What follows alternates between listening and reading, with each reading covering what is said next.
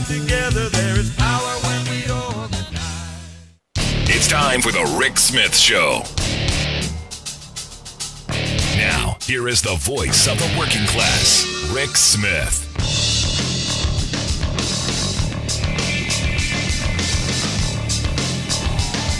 And welcome, brothers, sisters, working class heroes. This is the Rick Smith Show. Thanks so much for being here today on the big program. Lots to get to, lots to talk about. President Joe Biden across the pond. Pew Research Center comes out with a poll, survey of folks in 12 countries across the globe. The sentiment today, America's back. In fact, they found that in those 12 countries, 75% approval rating. That's up from the former guy who was at 17%. So different worlds. We're viewed differently across the globe. But the Pew poll actually, went a little bit deeper.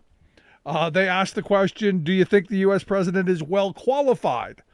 Well, back when they asked about Trump in 2016, only 16% of the folks across the globe thought that Donald Trump was well qualified. 77% now say Joe Biden is well qualified. Yeah, he was vice president for 8 years. He's got a leg up here. Do you think the U.S. president is a strong leader? This was one of the higher points for on the positive for Trump. 46% globally said yes.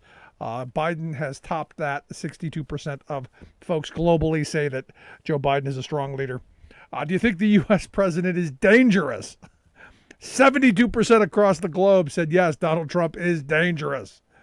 14% for Joe Biden. And the top one, the one that, I don't know how it's only 90%. But do you think the U.S. president is arrogant? 90% said yes of Trump. Just 13% of Joe Biden. I'm surprised at that because I don't see Biden as arrogant at all. But 90% seems low to me. It seems a little low. But that means that even the conservatives across the globe, people who would identify with our domestic fascist terrorists, that even they're going, yeah, he's arrogant. So there you have it, as our president is across the pond for the G7. Pledged to come up with 1 billion vaccines to help vaccinate people across the globe, which is hysterical because here you've got so many people saying, well, we're never taking a vaccine. And they're pushing general assemblies and legislatures across the country to ban it. In fact, I look at Texas and Florida, which is just crazy. This is one of those weird moments for me. Because, these were the people who, you can't tell business what to do. You can't tell, property owners what to do. You can't mandate, the government can't mandate things. They're literally saying that if you're a store owner or a business owner, that you can't mandate that your employees get vaccinated or prove that they've been vaccinated.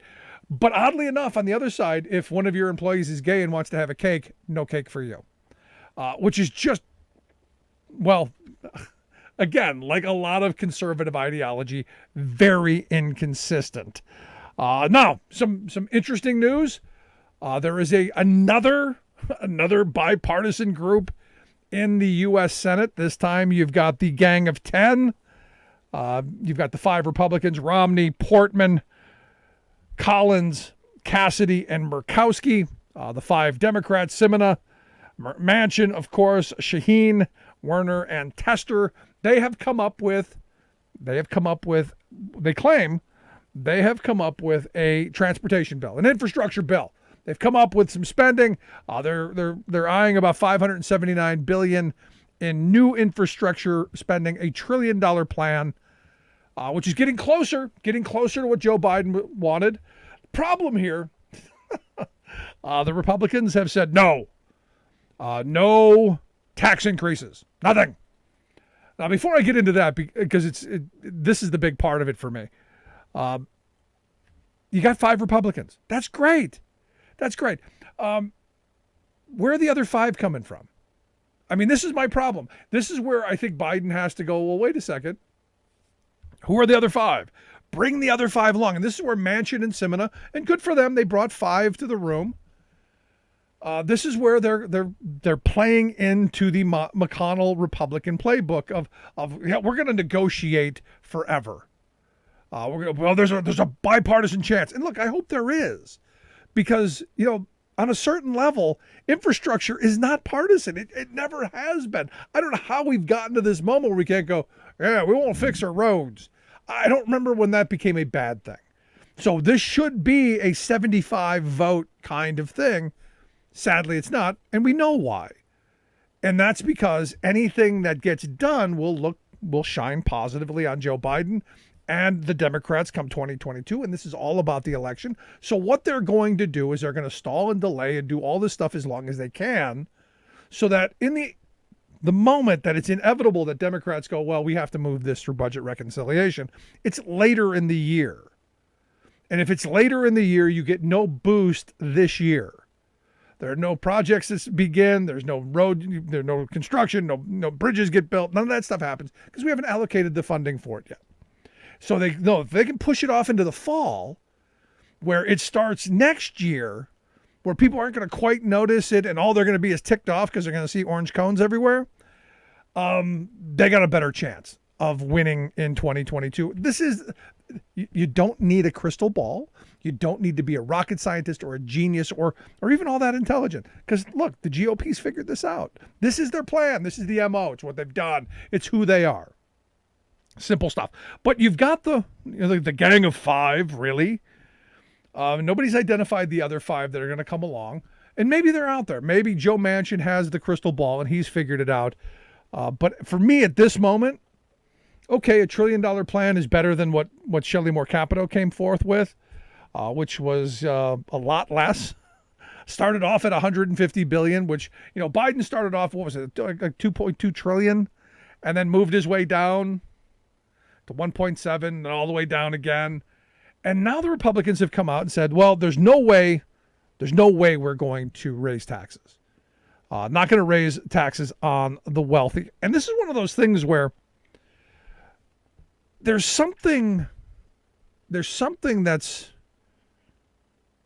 kind of crazy, because this should be popular. The infrastructure bill is very popular. You ask average citizens, you ask working class folks, hey, do we need to rebuild our infrastructure? Do we need to invest in broadband technology? Do we need to invest in better airports and better ports and better transit systems? Yes, overwhelmingly yes. We need to do these things. But there's something about going, well, how are we going to pay for it? Republicans are going, no, make those poor people pay for it. And there's something about taxes, something that we in the working class majority absolutely agree on. And that's simply that the wealthy will lie, cheat, and lobby their way out of paying them. It's that simple. I have conversations. I'm fortunate that I'm in the position that I'm in. I have conversations with people of every political stripe, liberal to conservative, sane to kook pot, everywhere in between, all of the spectrum.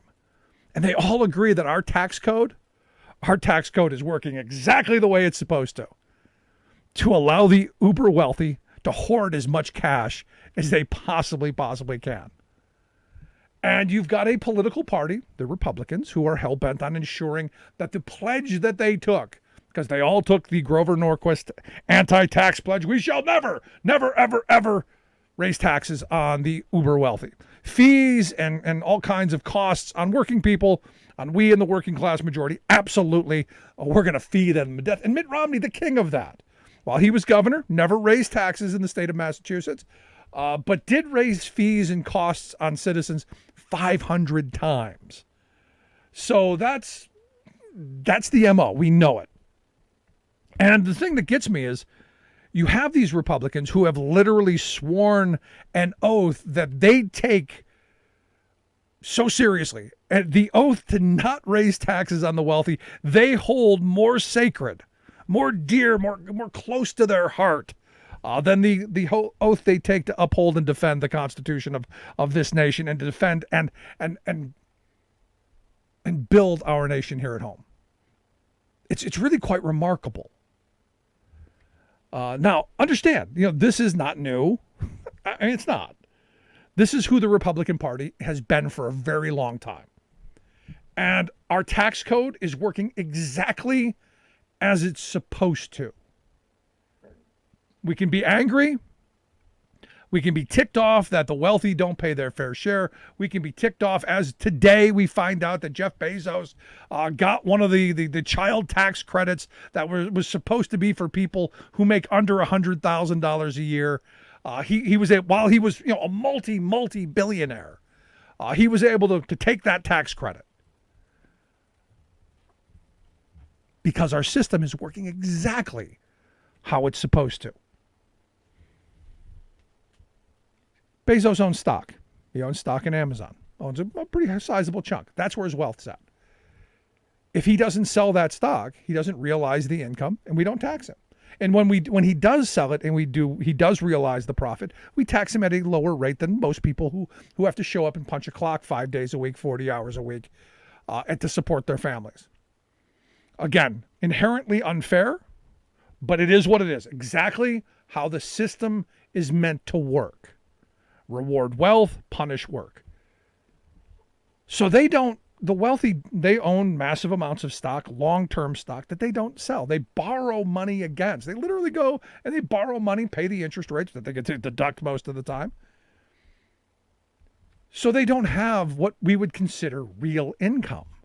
And this is the thing that gets me, because the Republican Party as a whole has done such a great job of clouding the issues of taxes in this country. It's the death tax. We can't have an inheritance tax on wealthy people. Yet that's how they end up paying the taxes that they didn't pay for an entire lifetime. But I digress. They have gone and attacked at every opportunity because, look, it's what the GOP does. They attack the weak. They attack things that can't defend itself. And this is part of that. You may remember, the IRS was going after conservative groups, and they hammered that through their messaging machine. Hammered it time and time again. They're only going after conservatives. They're only going after us. When you go back and you look at it, they went after everybody. So when Republicans have an opportunity to, neuter the IRS, they do. They did it during the George W. Bush years. They did it during the Trump years. The idea is, we can't go after the rich people. We don't put resources into the IRS to go after those rich people when they cheat and they take a tax break that was meant for the working class of this country. We don't have the resources to go after them. And, again, I remember during the Bush years, them cutting the investigative arm of the IRS, who went after wealthy taxpayers or wealthy tax dodgers. Same thing during the Trump years. And what we find out is where they stopped investigating the uber wealthy, they went after the ultra poor. Because, those, and this is the ironic part of all this. Mississippi is one of the states that goes after the most people for tax abuses. And it's poor people they go after. And they go after them for the very tax break that Jeff Bezos got. The billionaire, multiple times over, got a tax break, and he was safe. Nobody's looking at his tax return, but that poor single mother who got the tax break that maybe she might have been on the border of, we're going to go get her in a big way. Don't want those poor people cheating the taxes. The reason I bring this up is because we're in this moment where we got to pay for stuff. You got people whining, complaining, screaming, hey, we're going into debt. We can't pay for anything. Part of the things that we need to do is go get the money. Now you've got Republicans who are losing their minds over the fact that somebody leaked some IRS data that said, hey, our billionaire class, they're not paying their share. In fact, we're paying them in some cases. And we should be collectively outraged. And look, every working class person I've met who we talk about this, they are outraged. The Republican elite, they're the ones who are outraged at someone. How dare they leak our private data? How dare they expose our cheating and our criming? How dare they? That's our private information. We should be able to cheat and crime in private. Which is why Joe Biden has said, look, we need to spend $80 billion over the next 10 years to put money into investigating. A mandatory flow of money into bringing in people who are going to hold the wealthy accountable and make them pay their share. Now, what's interesting is the number that they've come out with is really eye-popping, because you go, we're going to spend $80 billion to go track down these tax cheats.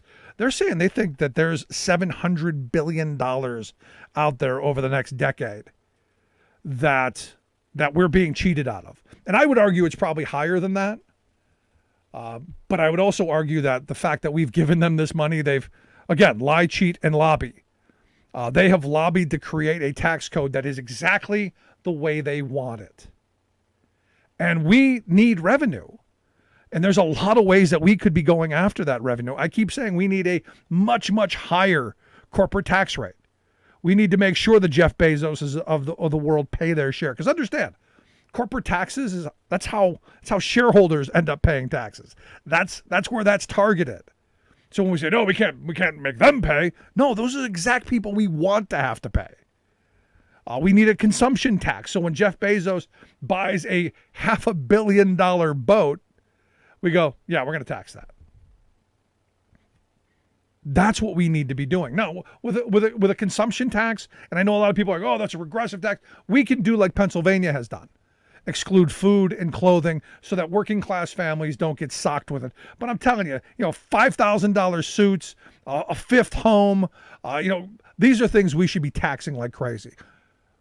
This is where we get the revenue we need to build the stuff that we need. Also, I think we need a stock transaction tax. I think we need to, every stock trade that happens, when it happens, we put a couple pennies on that to ultimately bring some of that in. And the other side of it is we need a death tax. I know the Republicans have spent a lot of time on making us hate the death tax. The only things that are certain are death and taxes. Well, that's how we get people who have spent a lifetime of cheating the system by not realizing the stocks that they've been holding and borrowing against and leveraging so they didn't have to pay taxes. That's how you get some of that back. And I look at someone like the guy who paid the first estate tax, John D. Rockefeller. He was our first billionaire. He paid a 70% tax rate. And guess what? There are still rich Rockefellers to this day. So for me, the reality is we can do smart things. We need to do smart things. And we need a wealth class that's paying their share. And yes, it's a big share. But guess what? They've got all the money. Love to hear your thoughts. You can email me, rick@thericksmithshow.com. Quick break. Right back after this. Stick around. You're listening to The Rick Smith Show. More American than workers standing up, and the union gives a voice to win. On The Rick Smith Show. I'm Rick Smith, and this is Labor History in 2. On this day in labor history, the year was 1937. That was the day striking steelworkers battled back-to-work forces at Newton Steel in Monroe, Michigan. Steelworkers were on strike against 3 steel companies across 5 states in the push to organize Little Steel. Of the 3, Republic Steel sites had experienced brutal picket line violence, especially in South Chicago. Republic had recently purchased Newton Rolling Mill. Management there was bent on forcing the reopening of the plant. John L. Lewis promised 8,000 to 10,000 workers from Detroit to bolster picket lines. The mayor of Monroe, Daniel Naggs, called upon all able-bodied men with military experience to enlist in a citizens' army to escort scabs back to work. Police and hundreds of deputies set up checkpoints on the outskirts of the city to stop suspected CIO supporters from entering Monroe. Black SWAT organizer Leonidas McDonald from Chicago had already been dragged from his car,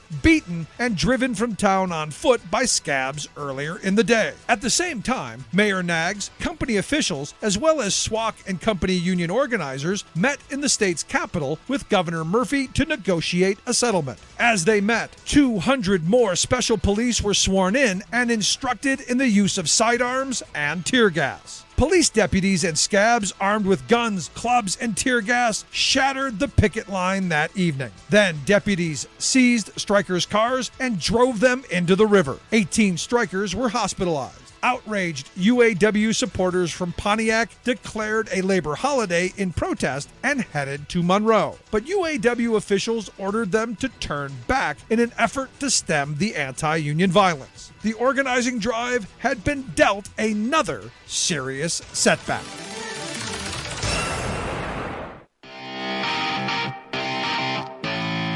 Welcome back to the Rick Smith Show. Now, here is Rick Smith. So some good news. The House Transportation and Infrastructure Committee passed a $547 billion package early this morning, aimed at doing what we've been talking about, fixing our roads and bridges. My problem, again, keeps coming back to the Senate, who's saying, no, we're going to protect the wealthy. We're not going to raise taxes to pay for it. So basically what we're going to do is we're going to build dirt roads and put tolls on them. That's really problematic. But this is a good start. This package that they have passed, I think, is a good start and hopefully going to move us in a direction that we need to get into, which is why it's called the Invest in America Act. And here to share some thoughts on, are we really going to invest, or is this just going to be another one of those things that goes to the Senate and dies a sad, disastrous death? And here to share some thoughts, I've asked Greg Regan to come talk with us. Greg's the Secretary-Treasurer of the Transportation Trades Department of the AFL-CIO. Greg, thanks for taking time for us. Of course, happy to be here. Thanks for having me. So, invest in America. Who could possibly be against that? Look, I don't think anybody's really against it. I think everybody recognizes the need to invest in our infrastructure.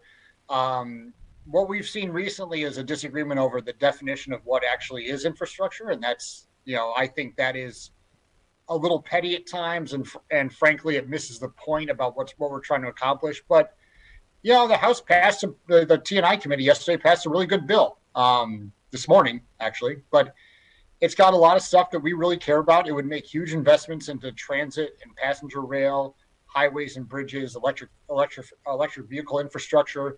It's a good bill that would help every single state and every single district in this country. Does it have pipes in it? I know the governor of South Dakota was quite distressed that there would be something that had pipes in it. Yeah. I mean, I would have to look at what the pipeline infrastructure looks like, but let's be clear. I mean, nothing in this bill. And I know that there was a lot of talk from the other side. It's like, it's a Green New Deal. It's all a Green New Deal. That's a disingenuous argument. This is about investing in our existing infrastructure and finding a way to make sure that we can compete on emerging technology and emerging infrastructure. Right. And frankly, this is a really good start. No, I see. My mind didn't go to pipelines with her. My mind went to she probably didn't have indoor plumbing at some point, and because she was talking about housing and plumbing or housing and pipes, and I'm going, that's infrastructure. It's a physical thing. It's there. I get the argument against broadband because we can't see it in the sky, and evidently we're going to find out later it causes us to become like magnets. So that's coming. Oh man. Would you, again, that's the right response. We have become such a weird kind of country in this moment where we can't agree that I got a pothole out front. Can we get that filled, please? We can't even agree on that anymore. Yeah. And look, the good news is I actually do think, we've changed a bit of we've turned the corner a little bit on the broader infrastructure debate. Whereas we used to have the discussion about whose role it was. There were a lot of people in Congress. There are still some, but there were a lot of people on the right in particular who thought that we should do devolution. We'll have the states. We'll put the states in charge of everything. They're the ones who should fund it. The federal government shouldn't have any role here, and the states should do it all. And that has shifted. The real policymakers, even on the Republican side, the conversation's now more about how do we pay for it. And for a while there, they were saying that we can't raise the gas tax because that's raising taxes. And now the Democrats are saying, well, okay, we'll fund it by repealing some of the corporate tax breaks that happened under the Trump administration. And you see the Republicans now saying, whoa, we need a user fee. And it's like, well, that's what we were talking about before. So, look, I think that it's sort of the shifting of the window there. We're starting to see the conversation move in a better direction. The Senate is a little bit trickier, as you mentioned, because we've got not only is it a slower body and a more the deliberative body. it has so many committees that are responsible for different pieces of this bill. The Senate Banking Committee has the transit title. You've got Finance Committee that has a role to play in this. You've got Senate Commerce that's going to do the passenger rail and anything that deals with aviation and like the buses, Greyhound buses stuff. And all of them are going to have their own individual piece, but they're moving and they're starting to talk about this seriously. And the Senate Commerce Committee is going to move their rail title hopefully next week. And we may be able to actually do something here. Is this a big enough bill? I know Joe Biden had said we wanted a much bigger package. Does this move us in the direction of where Biden's vision is? Because look, I'm of the mindset we need a really big, chunky, massive investment to make up for decades long of disinvestment. I look at the American Society of Civil Engineers report, who said what do we need, something like $4 trillion at this point just to get even, not to be the world's best, to just get even. This is a lot of money, but it doesn't quite get us to where the folks there at the American Society of Civil Engineers thinks we need to go. So I think we're talking about two different things in a way here. The Biden plan, the American Jobs Plan, which we've endorsed, we think puts an appropriate amount of money into all of our infrastructure. $80 billion for passenger rail would be an incredible investment. That may still not quite be enough, but it means that we could fix some very, century-old infrastructure that needs to be fixed and do it in a quick way, an effective way. Really invest in transit systems, really invest in airports, intermodal facilities, ports, all that stuff. The American Jobs Plan, that is more of a stimulus style, one-time massive infusion of funds into our system.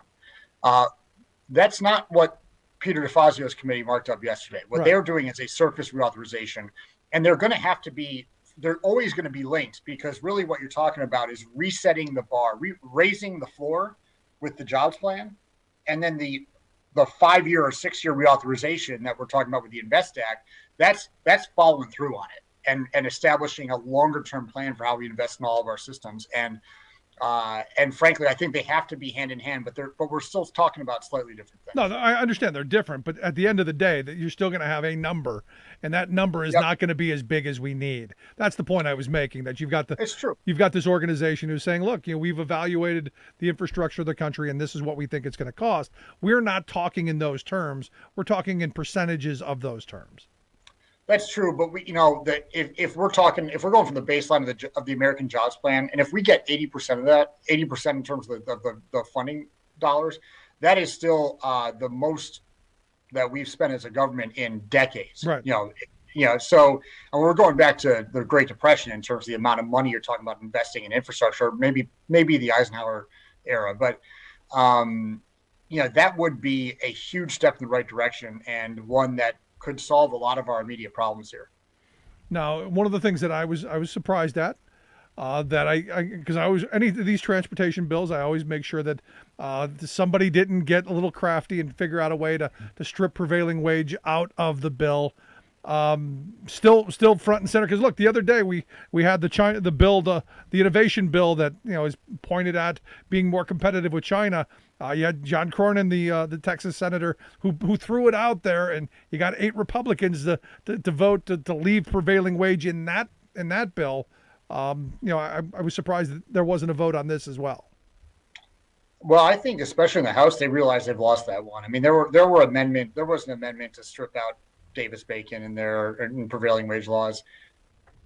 We have upwards of 40 Republicans who are going to vote for that, let alone Democrats. There's no bad Democratic votes, but I do think that the voice of the Biden administration, what the president talks about when he releases the American Jobs Plan, and he says he name checks all of the important labor protection laws that we have in this country, whether it be prevailing wage, Davis-Bacon, PLAs, 13C on the transit side, Buy America provisions, cargo preference, all of the things that we really care about, that the president is proudly talking about and understanding and making the case for why that benefits our country. That gives everybody a lot of cover. We're not having those fights right now. And especially with someone like Peter DeFazio, who's been a friend of ours for a very long time, all of those things are in that bill. And and that's a big reason why we're out there vocally supporting it. No, again, it's one of those reasons that I bring up so that my union listeners, they go, look, it's there. It's kind of like that, like when you flip over the bread and you look for the union label. It's there. It's in there. Yeah. But the other thing is, you brought it up here a second ago, was the Buy American provision, which for me, I look at, the tale of two bridges, the one out in California and the one in New York. One, we chose to go the route of using, a project labor agreement. We used prevailing wage labor. We had Buy American provisions in that. It was done on time, under budget, and is a fantastic, well-built bridge. And then out in California, you got the one we went the China route with, because, hey, it might be cheaper, and we find out it's never going to be done. And it was actually had massive cost overruns. And again, did I mention it's never actually going to be done? That's a problem and a lesson, I think, that I hope we've learned. Yeah, I agree. And this is one area where, frankly, the politics have shifted dramatically in the last 10 years. I mean, I remember that Bay Bridge, where you're talking about in California, was one of the first things I worked on, or one of the earlier issues I worked on when I joined TTD a decade ago. And, at the time we had a lot of opposition about trying to fix the loophole, the segmentation loophole, which is what allowed them to do that. We got it done, but there was some opposition even among Democrats. And now the Republicans are, trying to buy America, the Democrats. So we actually have an opportunity to do good policy. A lot of the proposals coming from the other side aren't very good, and they're filled with loopholes, and there's a lot of corporate favoritism that's in there. But on the Democratic side, we have a chance to supplement Buy America laws, which are just, setting domestic content with things like community benefits agreements, U.S. employment plan language, in a way to actually make sure that not only we're making it here, but we're making it with good middle-class union jobs. No, and this is where I talk a lot about the fact that if we're going to make these kind of investments, we're going to spend this kind of money, it should lift up all the boats. That whole rising tide thing that people like to talk about. The sad reality is, as the tide rises, Jeff Bezos's $500 million boat is crushing everybody's little dinghies into the shore.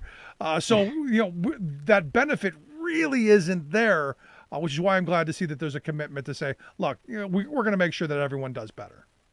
Yeah, to me, it's always been common sense. If we want to make sure that we're going to spend public money, taxpayer money on stuff, we should make sure it's reinvested back into our communities. And that's really what this is about. And if we want to make sure that we expand our tax base and make sure that we expand opportunities, we should expand the opportunity for unions, have better benefits, and incentivize companies who are going to be bidding on procurement stuff. So whether it be trains or buses or even defense contract stuff, that part of the incentive should not be how low can we get in terms of costs and how can we squeeze out as much out of our workforce we can. But if we're incentivizing them to actually have good jobs, provide good benefits, have training opportunities, so there's a ladder for a career advancement involved in these jobs, and you can build that into the contract to incentivize that behavior, that's going to benefit us as a country. No, I'm right there with you. But for me, I don't know if it's, I hate the sound of being hyper nationalistic, but on a certain level, we've got to, if we're building it here, if we're putting up the bridge, we should be creating the steel and the cement and all the things that go into it. If we're rebuilding our transit system, we should be making the cars here with American labor and done by American corporations. And this is where I get into some trouble, because the only real cars that are being built are by a Chinese corporation. Yeah, they're here, but I'm struggling with the communist Chinese government owning a company that makes our transit systems. Or am I being overly nationalistic? Well, look, I don't think you're being overly nationalistic, but at the same time, I think we seeded that manufacturing base decades ago when it comes to things like rolling stock. Because while I will correct you that it's not there's not only one company that's making there's two these trains. Oh, there's Siemens, but that's a German company. There's Kawasaki, that's a Japanese company. There's Alstom, that's a French company. Bombardier is a Canadian company. They all have facilities here, and they're all competing for these things. And Alstom's a union company, and they're not far from where I grew up in upstate New York.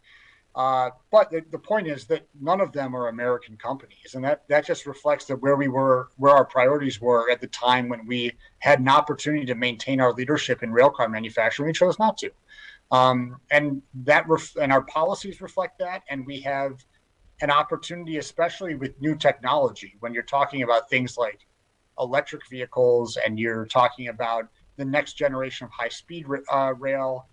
All this stuff means there's going to be a new market, and we have an opportunity through solid government policy to reclaim that manufacturing base. And I think it'd be good. It's going to be good for us if we can actually successfully do that. No, that's where I was going. I was tripping along. I was stumbling along, and you cleaned it up, and that's a good thing.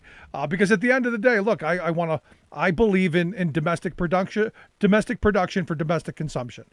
We build the things that we need, and we benefit from them, not just by having good quality products, but people having good quality jobs and having better lives. To me, it's that simple. Now, you brought up the new technologies because, look, I know Mitch McConnell said that all of these bills are a liberal wish list, or I forget how he put it, a liberal parade or something. But we are going to be moving to electric vehicles, and we do need infrastructure to be able to accommodate that, and we do need to invest in it. That just seems like, well, not a liberal wish list, but common sense. That's where we're going. Yeah, and people are. We're going. Nobody wants to have to go to the gas station all the time. I mean, I think the idea that people are going to be hesitant to get electric vehicles I think the market is driving it right now. It's not like there's a huge amount of our, government interference forcing people to buy Teslas or buy the newest hybrids or, whatever the electric vehicles are. People want to do that. They want to. Yeah, I want that new Ford Lightning. Yeah, exactly. That sounds great. But we do need to have the infrastructure across the country so that this becomes a viable option to do the type of travel that Americans do. Yeah. And we should be, heck, you want to make us the most competitive and the leader in the world on these things, then let's set up the infrastructure to allow that to happen. Absolutely. And then also make sure that we can make them here. I'm right there with you. Important parts. Last question I've got for you. How do we help move this along? What's the marching order out of all this? How do you see this going through? Well, I think, first of all, we need the Senate to act. If you feel like calling your member of Congress, calling your senator and saying, go pass this bill, we need infrastructure now, do it.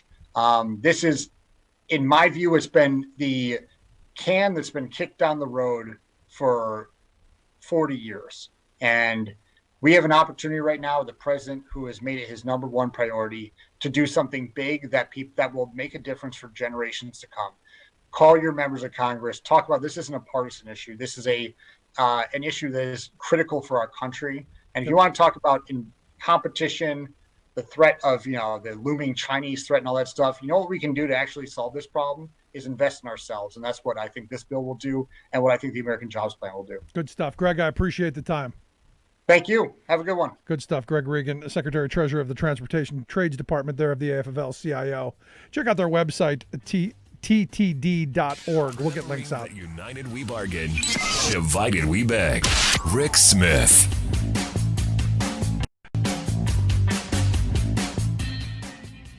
I'm Rick Smith, and this is Labor History in 2. On this day in labor history, the year was 1946. That was the day that the U.S. Supreme Court handed down a decision that would have massive implications for American workers. The case was known as Anderson v. Mount Clemens Pottery. The pottery company was operated on a large 8-acre property in Mount Clemens, Michigan. Each day, the workers punched into their shifts and then had to make their way to their workstations. There, they had to get ready to work, perhaps donning gloves, sharpening tools, or readying their workstations. The company estimated that these tasks took 14 minutes. So, they subtracted 14 minutes from the workers' timesheets each day. 7 workers had had enough and decided to sue the company with backing from their union. They argued that they should be compensated for their entire time, including the time it took to prepare for work. The Supreme Court agreed with the workers. Justice Frank Murphy wrote the decision for the court. He himself was from Michigan and had previously been the mayor of Detroit and the governor of the state. Unfortunately, the Supreme Court case was not the last word on the matter. In 1994, the State Bar of Michigan and the Macomb County Bar Association helped erect a historic marker commemorating this important case. It described what happened after Justice Murphy's determination. Quote, the following year, Congress, responding to the Mount Clemens Pottery decision, enacted the Portal to Portal Act to relieve employers of the obligation to pay for time spent in non-productive activities, except where such activities are compensable through custom or contract, notably through collective bargaining. In other words, Congress passed a law undermining the court's protection of workers. Labor History in 2 brought to you by the Illinois Labor History Society and The Rick Smith Show.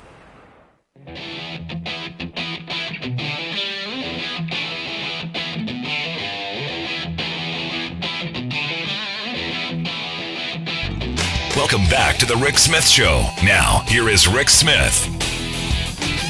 So yesterday on the program, we talked a little bit about this physician from Cleveland who evidently during an Ohio House hearing came up with the idea that somehow the mixture of the vaccine, whatever's in the vaccine, combined with the airwaves of the 5G technology, somehow creates like a superhero kind of thing where you're now magnetic. In fact, you know, the Twitters went crazy with people filling themselves with spoons and knives and all kinds of metallic things because I guess we're all metallic now. But the weird thing is there's so many of these conspiracies out there. And the sad thing is somebody thought this was a good idea to bring to a House hearing. So just when I thought Pennsylvania was the craziest state in the country, my former home state of Ohio, you're doing a great job keeping up. Anyway, here to share some thoughts on the House hearing that happened yesterday in the Health Committee there in Ohio. I've asked Jake Zuckerman to come talk with us. Jake's a journalist at the Ohio Capital Journal, their website, ohiocapitaljournal.com. Jake, thanks for taking time for us. No, thanks for having me on. So am I getting this right? I mean, you got this woman, her name was Tenpenny, Dr. Tenpenny, who came out with this idea that, if you got this vaccine, there's something in it, it reacts with the 5G, now we're all magnetized. Am I getting this right? Yeah, you got it right. I think the context is important. You know, I think that this bill that she was there to speak on behalf of and speak in support of it's a pretty across-the-board weakening of vaccination laws. And there was so much interest that they actually narrowed testimony to select witnesses. I'm not totally sure how they were selected, but the point is she was invited. You know, she was told to come. And this wasn't out of the blue. She is full of fringe theories and all kinds of, if you just give her name a Google, I mean, some of the history out there is pretty shocking. And it really raises some questions about why was this person invited? But yes, she came and she talked all about the risks that vaccinated people pose to unvaccinated people. There were claims involving 5G towers and magnetic waves. And, you know, I want to emphasize this is nonsense. These are not serious claims. These are not real health risks to be aware of, but they were shared to lawmakers as they consider this real weakening of vaccination laws. Yeah, and I guess she wasn't the only one. I mean, when you open up a hearing like this, you're going to get all of and as you've said, there were probably a line of people who wanted to come and share their nonsense. But you know, this is, I guess, what we're supposed to do. This is what these hearings are for, I guess. No. I would argue no. These hearings are for taking expertise and hearing from expert witnesses or ordinary citizens. If citizens want to testify to their experience as citizens, sure. If you want to hear from an expert on vaccination laws, that's a great idea. But what I think gets dangerous is when you bring people in and you identify them as experts, and then you just let them go, kind of like she did, and it embarrasses the state. You know, if we're just being realistic, Ohio is kind of a joke right now, and everyone's putting pictures of keys on their foreheads. You know, and what have we gained? Yeah. There was no actual accomplishment of science there. Nobody learned anything about science. It was just a mockery. But I'll bet everybody did, take some metal on the spot where they got the vaccine just to check. I did it. I did it. I hesitated walking by the drawer where the knives are, just in case, and I'm sure there's going to be some kook story out there that said, no, somebody got stabbed.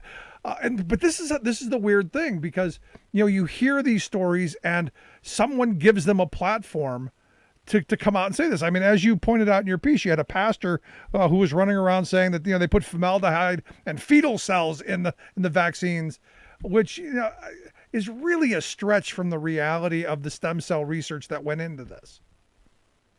Yeah, I mean, you said just the right word. It's giving a platform. We know these things are untrue, and we can play this whack-a-mole game of correcting each vaccine myth we hear. But at a certain point, you got to look at the source, and you have to wonder, how do these completely incorrect ideas disseminate? And I think it's a very complicated answer, but an easy way to cut it off would be stop giving people the TV cameras that are in the State House. Only invite people to be experts. And if you want to bring a pastor to give some kind of religious testimony, or I don't know how this relates to a church or a religious group, sure, but there's a real problem when you're inviting religious figures like rabbis or priests to give scientific testimony about a scientific issue like vaccination. Yeah, I kind of had, I went the other way. The scientific part is one part of it. I don't expect the pastor to be, all that, knowledgeable on the science. Maybe he watched a couple of YouTube videos and he got an idea, maybe from Dr. Tenpenny. But I would go from that whole 10 Commandment thing. Thou shalt not bear false witness. You would think they would know that to come into a public hearing and to just make something up. I mean, it's kind of frightening. Yeah, it is frightening, and it's easy to let I'd be lying if I acted like there's no humor in the whole situation. But the reality is, these are things that people believe. Yeah. People are worried about unvaccinated people who are at real risk of COVID-19 right now, are now worrying about magnetic waves from vaccinated people. I mean, the fact that people are willing to believe something like that is a problem, and the fact that it will continue to keep them from vaccination is a problem for everyone. It's not just a problem for them. Yeah. The thing that gets me is, I at one point thought we were probably a little bit more educated than this. A lot of people have graduated from high school. A lot of people have gone on to college. You would think that with a base of knowledge that most people should possess, that a lot of this conspiracy theory, a lot of this stuff would be filtered out. But I guess when you're spending 10,000 hours with your mouth open watching YouTube videos and calling it research, as Dr. Tenpenny said, maybe the sleep deprivation puts you in that position. Sure. I'd point out that the vaccines are kind of a tough sell. I mean, the fact that we don't think about these diseases is really proof of their efficacy. Nobody has to worry about measles anymore. Americans don't get like polio. Polio is just not a consideration here because we've vaccinated it out of the country. But when you let these ideas proliferate and then they're used to support legislation like House Bill 248, and then all of a sudden fewer people are getting polio shots, it's not rocket science. The fewer people that are vaccinated against polio, the more likely it is that a polio outbreak happens. These diseases still circulate. No, you're absolutely right. But you bring up an interesting point, though, because during the Trump era, during the former guy's era, there was talk of just allowing it to rage, and we'd get herd immunity because people would get it. And it took me back to when I was a kid. When I was a kid, I got mumps, measles, chicken pox. I got all those things. Mom was nice enough to take me over to go play with some friends until I got sick. Thanks, Mom. I didn't get the vaccines, but it's one of those things where you start going, well, is that a viable option? And you go, not when it's going to kill off an entire generation. Yeah, I mean, I think we should all be starting off from the same place, that sickness and hospitalization and death are bad. And it doesn't always feel like we're all coming from that same place. But I just think it's a really important place to go from, is that you don't want diseases circulating in your communities. Yeah. You don't want a measles threat where your children go to school. Especially when you have the opportunity to do something about it. And this is where, we're in a moment in history where science can do some things. And look, we have seen that this vaccine has been extremely safe. I mean, we haven't heard huge numbers of people having really adverse side effects. Most of us don't know anyone who's had adverse side effects, although all of us, I think, have known somebody who was really sick with COVID, and a lot of us know people who have passed. So for me, it's almost kind of a no-brainer. We protect ourselves and we protect others. That's my problem in this. You've got these folks who, they've got it in their mind that, well, I'm not going to do it, and the hell with you. To me, that's also a problem. Yeah, and you got to remember, I mean, some people they can't. I mean, they can get vaccinated, but the vaccine won't take. They won't develop antibodies. Some people cannot take vaccinations. So some people have very weak immune systems, and the concept of herd immunity is that the whole herd will keep you safe. If enough of the herd is vaccinated, Right. the disease just runs out of hosts. And there used to be, I think, a lot more civic buy-in on that idea, and then the concept of health has gotten a lot more individualistic. I think the conservative ethos has sort of rippled outward on that. So people think of vaccination as something I can choose to do and keep myself safe, or I can choose not to, but not just about you. It is about you as a vector to spread disease along with you as a host of disease. Now, do you think it's again? This is a construct of the era in which we live in, where social media is so powerful, and we're such a polarized country politically. Where even my son said, it's sad that my generation looks at someone waving an American flag and we think of immediately Trump supporter or a crazy right winger, and it shouldn't be that way. You see someone with a mask on, it's almost a political statement as opposed to a public health statement. I think it has more to do with the time in which we live in. Yeah, I think so. I mean, if you're just asking for my opinion, I think staying home during the pandemic was a patriotic thing to do. I think going to get vaccinated to keep our communities free from disease is a patriotic thing to do. It doesn't get wrapped into that like zeitgeist of flag thumping patriotism, but I think that really is the good civilian thing to do in a pandemic. So now this legislation, House Bill 248, is this moving through? I mean, I look at places like Florida and Texas who are in the process of saying, you know what? You can't ask anybody if they've been vaccinated. You can't do anything to them. Businesses, you have to allow unvaccinated people in. Don't have to sell the gay couple the cake, but the unvaccinated guy who's going to get you sick, you got to let him in. How is this moving? So it's gotten a couple of hearings quickly, and the chairman, after Dr. Tenpenny's after that hearing, said that there were two more on the docket.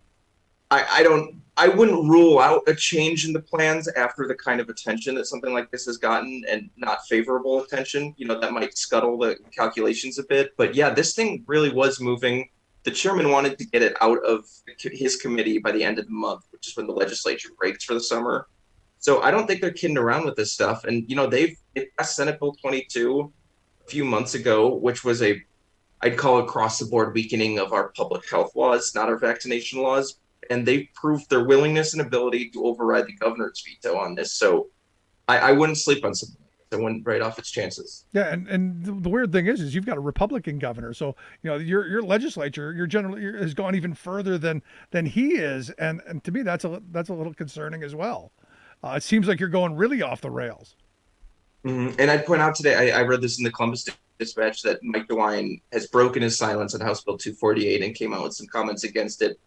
The effect, and his comments were reflective of his age. He brought up polio, and he said, I remember when this was a huge problem, and it's not a problem anymore, and that's because of vaccines, and we shouldn't lose sight of that.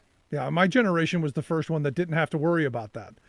But people a little bit older than me, they tell the story. Look, they knew people who suffered from polio, and because we vaccinated and did it in a way where, like you said, it's a patriotic thing. We don't have that nowadays. Do you think I guess the question that I have is, do you think that, you go back to through the beginning of this, that people were surviving? So, I know a bunch of people who think they had it. Oh yeah, I had that back, months before everybody else did. And they think they got through it. It wasn't a big deal. Do you think that had a lot to do with the reaction, or was this just, in your opinion, just purely a political, I'm on one side of the fence, you're on the other side, and we're gonna choose our sides? I think if you look at the data, there's definitely some evidence of a partisan split here on vaccination. I don't think that's the whole picture. I think that that's certainly driving a piece of it, but frankly, people my age aren't getting vaccinated. I think that's less of a political thing than them seeing COVID as not a risk and just not really buying into the whole patriotism vis-a-vis vaccines idea. I think there's some people who just can't get off work or can't risk feeling crappy for a day.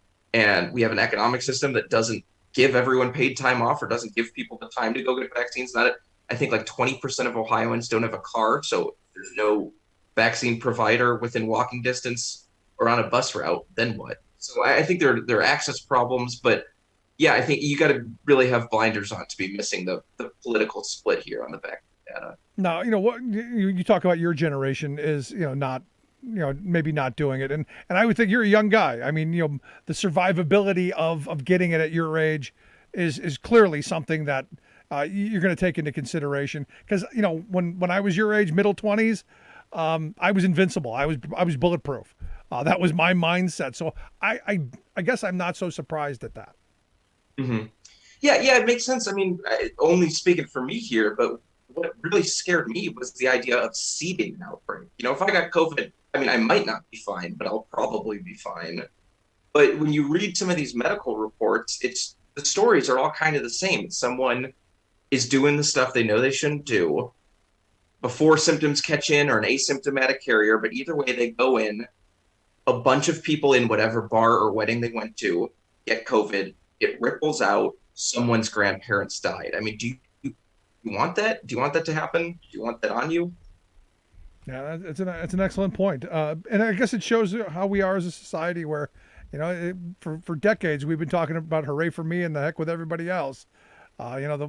Greed is good. The one who dies with the most toys wins. This hooray for me culture, and I guess this just is, part of how that's manifested. So what can we expect going forward with Ohio? What's the next bit of craziness that we can expect that we should be keeping an eye on? Well, I mean, there's a budget moving, and virtually anything and everything can find its way into a budget. I think House Bill 248 is a pretty big deal. One thing we haven't touched on here is that Ohio schools already have fairly weak vaccination laws. They say that you can exempt yourself from vaccination laws by reasons of conscience. And this bill would basically require schools to amplify the word about that exemption and make sure every parent knows it. So have they gone the route to where the schools can't mandate the vaccine yet? That is actually, no, I take that back. That's not a part of the bill. No, so school vaccine, because that's its own separate section of code. So colleges would not be able to mandate the vaccine under the bill. But no, schools would still be able to mandate it, but would have to honor the exemptions for reasons of conscience, just kind of a catch term. Because we saw a story just recently where a medical facility is laying off, like 150, 170 people who aren't getting vaccinated or haven't, and have said, look, if you don't get it, you're fired. And our law allows that. Is there something moving in Ohio that is going to undo that, like we see in other states? It's funny you mentioned that. Also in House Bill 248, it would ban hospitals or nursing homes from requiring that their employees get vaccinated. I mean, that's not just a thing that's specifically written into the bill, is hospitals and nursing homes. So, you want to talk about a vulnerable population where vaccines might not take, where you really got to hope that nobody's carrying that virus around. Nursing homes would be exempt from any sort of compulsory vaccination laws. Crazy stuff, but I'm glad you're there to report on it, and thank you for sharing the 10 penny story. I got a lot of laughs out of it, but also a lot of concerns. But keep up the great work there at the Ohio Capital Journal. I hope to talk to you again soon. Thanks for reading anytime. Good stuff. Jake Zuckerman. Make sure you check out his work, capitaljournal.com, the website. Let's take a quick break. Right back. Stick around. You're listening to The Rick Smith Show. Remembering that united we bargain, divided we beg. Rick Smith.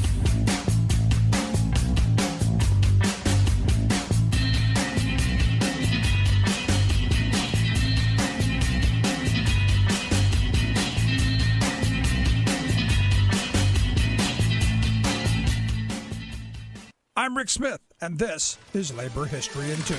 On this day in labor history, the year was 1963. That was the day President John F. Kennedy signed the Equal Pay Act. The goal of the act was to end wage discrimination against women. It required equal pay for equal work. One of the leading advocates of the act was Esther Peterson. At the time, Esther was the highest-ranking woman in President Kennedy's administration. She headed the Women's Bureau for the Department of Labor. In 1981, President Ronald Reagan awarded Esther the Presidential Medal of Freedom, the highest civilian honor. She was recognized for a lifetime of tireless work for women, workers, and consumers, including her efforts on behalf of the Equal Pay Act. It certainly was an uphill battle to pass the legislation. Similar proposals had failed to make it through Congress for nearly 2 decades. Many business interests lined up in opposition. Finally, in 1963, there was enough momentum to pass the landmark legislation.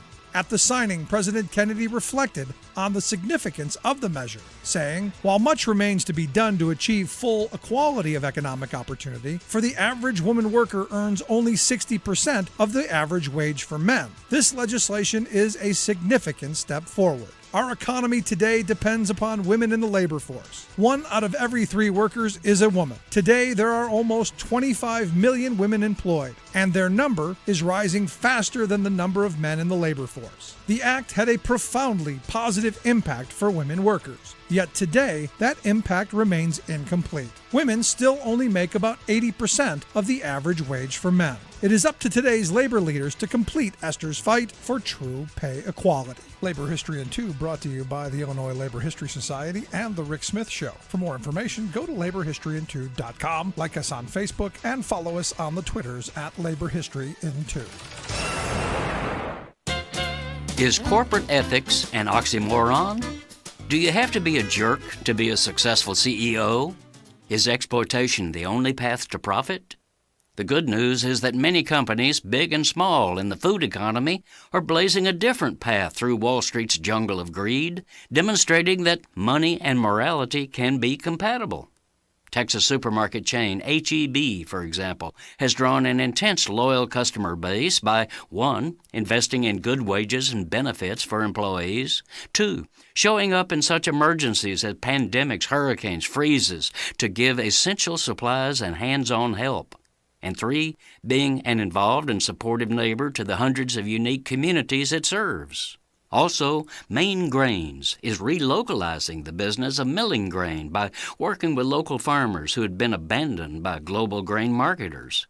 They're producing flours from heritage grains, boosting the local economy in the process. Then there's Bob's Red Mill, which also mills its products from diverse natural grains, and it's 100% employee-owned. These are part of a rising business alternative to the selfish profiteering ethic of Fortune 500 titans. Called certified B corporations, they definitely exist to make a profit, but they're equally focused on having a positive social impact, prioritizing fair wages, environmental protections, and healthy communities as core elements of their missions, even making those goals legal requirements of their corporate charter. This is Jim Hightower saying Ben & Jerry's and New Belgium Brewery are just a couple more of some 3,800 other businesses now organized as B Corps. Though not pretending to be perfect, they're at least striving to be more than money grubbers, instead trying to contribute to the common good. For more information, go to bcorporation.net. The Hightower Radio Lowdown is made possible by you lowdowners who subscribe to our monthly newsletter, The Hightower Lowdown. You know who you are. Thank you. Welcome back to The Rick Smith Show. Now, here is Rick Smith.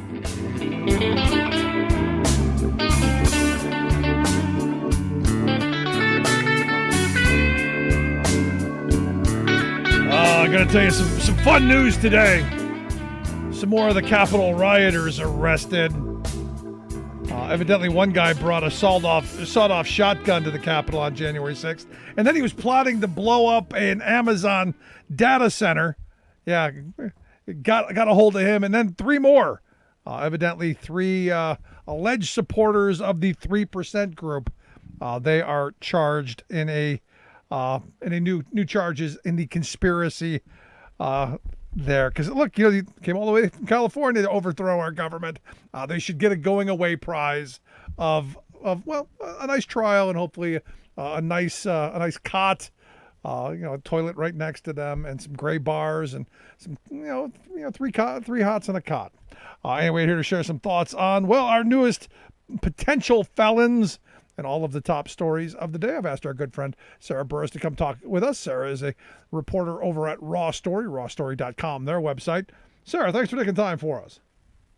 Hey, how are you? I'm good, and I'm getting better. The more of these stories I see of these criminals who invaded our Capitol and have been causing chaos, the more of them being arrested I see, the better I think it's going to be. I know. It's nice to see justice is actually happening. Yeah, I mean, all of these groups, the 3%ers, the Oath Keepers, the Proud Boys, all of, our hat trick of white supremacy. Yeah, and one of the interesting thing about the 6 guys that were indicted, that were named today in the indictment, 2 of them were with Roger Stone the day before the insurrection. So I find that just fascinating. They were doing security for him. And again, this is why I think we do need to have an investigation. And I think we need to find out who funded all of this stuff and drill down into the funding of all these organizations. Yeah, we've talked before about one of the guys who was doing caravans.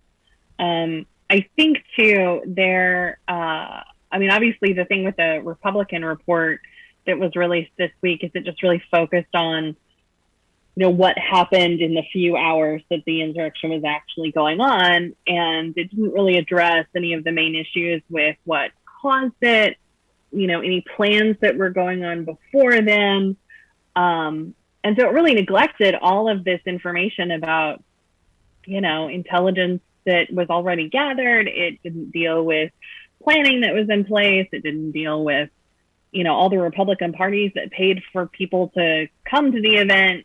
It really left out a lot, which I think, again, like Democrats have said over and over again, this is one of the main reasons we need an actual investigation into this thing. So. Yep.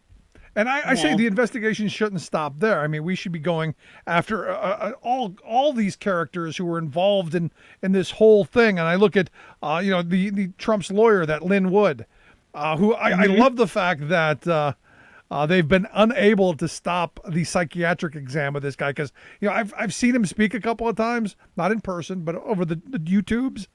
This guy's out there. He's a little special. He's a little special. He's blessed his heart. This guy is several flies over the cuckoo nest. That's really what happened there. But yeah, the Georgia Republican Party, somebody filed a complaint against him saying that that they questioned his mental health after obviously a plethora of crazy lawsuits all across the country. Michigan is actually also trying to disbar him. But the main part is the complaint in Georgia where he has fought, this idea of taking a competency exam or like a mental health exam. And the Georgia Bar Association has actually said, it's not actually necessary if you don't want to do it. We're just saying that that's going to be part of the investigation that we do, because the investigation actually looks at all of it, everything that has happened leading up to it. So it's kind of like, this is one opportunity where he could actually sit in front of a psychologist and be like, yeah, no, this is all for show. This is just complete nonsense, or, tell the truth about it being completely nuts. Or they can look at several months of his work and his specialness and ultimately find that he's maybe not mentally fit to practice law in the state of Georgia. Yeah, no. Or, the other side of this, you go, you know what? I had a little break. I had a little breakdown. I'm getting treatment now. I'm better. I'm on the meds. I'm better. Use it as an excuse. Blame all of the things like he believes that Trump's coming back. I guess he thought Trump was coming back in March, April, May, somewhere around there. I know it's been pushed off to August. I guess he wasn't involved in that conversation. I guess that was the My Pillow guy. But I guess you go and say, hey, I was a little crazy. I was off my meds at the time. I mean, and one of the things that a lot of the insurrectionists have been saying is that they have foxitis or demophobia. I made up a whole bunch of different possible diseases. Demophobia. And so it's entirely possible that he could claim that. I don't know if that's actually going to work. It seems like once the Q shaman started, I think he was among the first to use the foxitis idea. He didn't call it that. And then it seems like all of them are now starting to try and use that as an excuse. Yeah.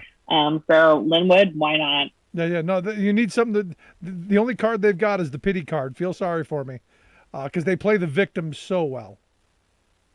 They do. And now it's interesting. Sorry, my allergies are just killing me today. The interesting thing about what they're trying to do in these excuses is, for somebody who purports to be so powerful and so, they're the savior of the American democracy. The president called on them, right? And yet you are now a victim. Like, it makes them seem really, really weak and sad. And that's the thing that really surprises me about the Republican Party in general, is they're really good at playing the victim. And for somebody that is supposed to be, Trump always talks about, manliness and this masculinity crap and all of that. And yet as a victim, they just look so weak and sad. Yeah. No, but here's the thing, they're and the excuse that I do give is, look, they've been subjected to, decades of brainwashing and groupthink and all of that stuff, where they've been told repeatedly that they're the victim, that they're powerless, that only in the group and only together and only with the Republican Party leading this, that they can find themselves and return America to what it once was, that they don't even know, which is I guess, I don't know, I might be a little sympathetic too. What's interesting, though, is they want to return America to this ideal that existed before half of them were even born. Yeah. Like, most of these guys are in their 30s and 40s. They weren't around in the 1950s. They have no idea. They have no clue. Yeah. I don't know what it is that they want to return to, but this, what they really want to return to is a world where white men were the most powerful, women stayed at home, and brown people didn't, get hired for stuff. And the gays were still in the closets. Yes. Yes. And occasionally they'd sneak into the closet, but no, didn't tell anyone. Yes. It's funny. I actually have a rainbow balloon hanging on my closet right now. It's not in my closet. It is outside my closet. All right. Well, there you go. Good. But hey, lots of fun on that front. Also wanted to get your thoughts on the other story that I found very interesting today. Jeffrey Toobin is back on CNN. Yes, he is. I don't know why people keep asking me about this. I don't know if it's because I use the term wanking, because I don't like the word masturbation. I don't know why. It just seems so clinical. And anyway, Jeffrey, I don't give a damn. I really don't care. I love the fact that it's not like he intentionally de-pantsed himself and went streaking on a high school football field, right? This is an accident. This is an old man who doesn't know how to use his technology. The dude needs to get some electrical tape and just put it over his camera. It's different. I feel like if it's somebody who intentionally was trying to do something gross and creepy to, like a flasher on the train or something, right? This was not that. And so today, Jeffrey Toobin came back, and I had to listen to Alison Camerata asking him about wanking and him saying that he's in therapy, which, therapy, good on you. Everybody should do therapy once in their lives. But therapy for, that just seems a little... That's the level, if that's the bar at which men have to go seek therapy, there isn't a man in this country that isn't going to be in serious, deep therapy. Right. Here's the thing. Everybody does it. I hate to break it to you. Why are we being so prudish about this? Yeah. Some people more than others. God knows it's been a while. But, seriously, everybody does it. Just stop being such a square about it. And the thing that I feel like is being lost in all of this that I really got excited about, not physically, was Toobin said that throughout this whole course of his time away from the people, he's been working on a new book about the Oklahoma City bombing. And the one link between what's been happening at the Capitol and Oklahoma City is this government hate and these militias. And this is stuff that we've talked about for a long time. And so I'm really curious to see this new kind of conversation linking the two of those things. And so hopefully we can get beyond Tubin's wank habits and talk about, things that matter again. Yeah. Does he ever not, is he ever not a verb? Oh man. Here's the thing. The name really lends itself to verbing. So, there you go. You're tubing in. I gotta go tubing myself. Excuse me. Well, I'm sure there are a lot of people who wouldn't mind. So there is that. Let's go on to another media figure who's gone the other way. Evidently, Glenn Beck has retracted his apology for calling President Obama racist. Now he says, I was exactly right. Whatever. I mean, here's the thing about Glenn Beck is he's a fraud. I feel like that's one of the major reasons that he's been kicked off of a bunch of stuff is that everybody knows that this is all fake. It's an act. He's a performer. None of it's real. This is an opportunist thing. People who work for him have said it. Everybody who's ever met him has said it. Like, why do we care? I don't, but I thought it was funny that now he's back to it. He can't decide which side of it he's on. Yes, I said it. No, I'm sorry. I regret. I shouldn't have said it. And now he's back to, no, I said it. And again, down the road, he'll go, oh, I'm sorry. I was off my meds. It just seems like an attempt to be relevant again. And it's like, no, go away. We have enough crazy on Fox News. Like, we don't really need any more. Yeah, I mean, see, the thing with me is, I'm looking at Fox News and I'm going, their defense. I can't get past the defense that that they said no reasonable person would believe us. I know, and reasonable people should not believe it, and it kind of makes you wonder what they think of their own viewers. Are they saying that their own viewers aren't reasonable people? Yeah, I mean, it's really twisted. Crazy. I want to get your thoughts on, evidently today, Jim Jordan was grilling the FBI over their investigation of Rudy Giuliani. How dare they? How dare the FBI seize records from Rudy's his home and his offices and take his 18 devices and all of that. How dare they? I think the one thing that we have learned this week is Rudy Giuliani was doing some really sketchy stuff on that phone call with Ukraine. I think we've heard some reports about what was going on that call before. This week, we actually heard the call. And it is very clear that Rudy Giuliani was attempting to bribe the Ukrainian government. Yeah. Not only that, he was doing it on behalf of Donald Trump, and he was doing it on the phone with Kurt Volker, who then lied to Congress about it. So there's a lot going on here. Kurt Volker actually now is a fellow at George Washington University, which I feel like GW is going to have to answer some questions about what they're, how they feel about, somebody who lied to Congress working as a fellow for them. There's an international lobbying firm that has hired this guy. So that can't possibly look, good for their PR. So it's just Jim Jordan. It's funny that Jordan is saying all of this after obviously a Newsweek that has completely destroyed Rudy Giuliani. Like, why was he not paying attention to the news this week? Did he write these questions without watching television? Did he just he cashed the check. He cashed the check. Yeah.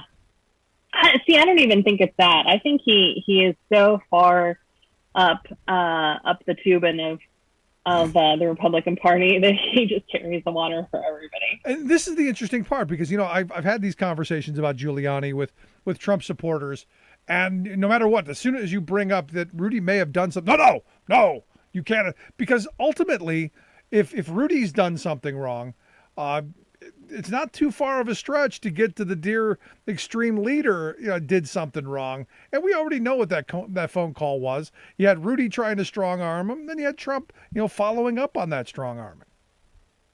Yeah. And we've talked before, I think, about both of us assume that there is a recording of the call with Donald Trump. And I'm sure the Russians have it. if not the Russians, I think for sure the Ukrainians, right? Like, wouldn't you be recording every single phone call with Donald Trump? Because, I mean, you never know whether or not he means what he actually says, or if he's going to renege on something. Or, I mean, I would not trust anything that Donald Trump tells me. And if you record it, at the very least, you know that if he then later lies about it, you can be like, oh, not so fast. But, you know, who knows? Maybe they didn't, but I'm sure Russia has it. I would not be surprised if we as the United States don't have it and it's not on some secure server somewhere. So I really wish the DOJ would go combing through some of that stuff. Yeah. Now, are you as disappointed in Merrick Garland as some folks are? Because, yes. There's a lot of folks really kind of not happy. And I'll be honest with you, I thought Merrick Garland was a mistake. I thought he was a mistake as a Supreme Court justice. I would have liked to have seen someone a little more progressive, a little more to the left. He is a dead center moderate, a guy who I don't think is gonna rock the boat or go against precedent. And I think we're in kind of a moment where we do have to go back and investigate the last administration, because they literally made criming a verb. Yeah, they did. I mean, and I'm of two minds on this. One, yes, I am very disappointed that he and Biden too have this very broad understanding of executive privilege. And over and over and over again, people who are infinitely smarter than I am, people who have been federal prosecutors who've worked in the legal field for a long time, have said, like, this doesn't make sense in this instance. This is something that happened decades ago, and that several judges, state Supreme Court, have said should move forward. And it doesn't make sense it didn't make sense for the Justice Department under Trump to come in and intervene. And it sure doesn't make sense for all of a sudden the Biden Department of Justice to start defending him. This is not the case to do it. I get that there's a lot of executive privilege stuff that happened in Trump's administration. If you want to defend that, I get it. This is not the place to do it. Yeah. When it comes to the other issue, the second piece of this is that I wonder if Garland is trying to just sort of cover his butt on this and try and make it seem like, you know, we have done all of the due diligence necessary to, you know, give Trump the benefit of the doubt, that he was, you know, essentially breaking the law, that he was obstructing justice. With Don McGahn's testimony, you have somebody on a congressional record confirming, you know, not just Robert Mueller and not just his report. You have McGahn confirming that report, that Trump asked him to, you know, to cover this up, to obstruct justice. Trump asked him to lie about it. And so, I mean, you can see in the tapes that everybody keeps running over and over again of Robert Mueller. They were just like, so you're saying that Donald Trump could be arrested and charged and indicted after he leaves office? And he was like, yeah, that's what I'm saying. No, and so is this a Mueller moment then? Because Mueller didn't believe that he had the power to bring any charges or to indict or do any of the things that a lot of people were hoping, and that he deferred to Congress. Is this another moment where you think, you know, Garland is saying, you know, this isn't the job of the DOJ, this is the job of Congress, and you got a bunch of people in Congress going, no, these are crimes. You're the top cop. You go get the criminals. Is it one of those, and then they just keep pointing at each other and nothing gets done?